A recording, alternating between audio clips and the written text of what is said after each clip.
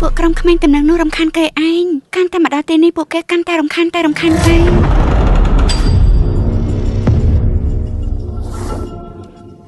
មកជាមួយខ្ញុំអេធ្វើអីហ្នឹងអត់ទេណាឲ្យធ្វើមិនទៅទៅដឹងវិធីដើម្បីទប់ទល់រឿងរ៉ាវមួយនោះនឹងឯងជាមរតកពីយាយតានឹងឯងអ្វីទៅយាយតទល់វិញ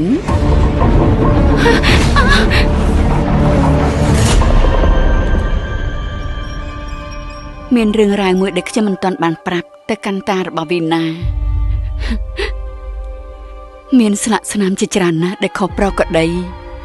នៅនឹងដៃវីណាលៀនចេញឆ្អឹងមកក្រៅ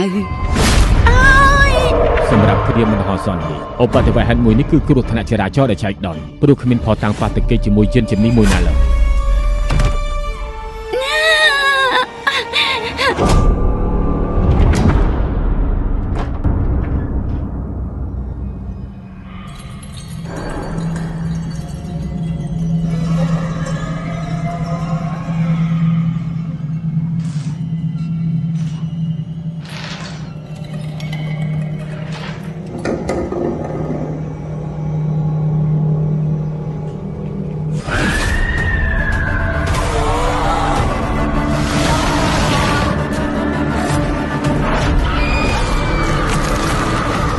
ទោះបីជាយ៉ាងណាក៏ដោយខ្ញុំចង់ឲ្យម្នាក់នោះចូលគុក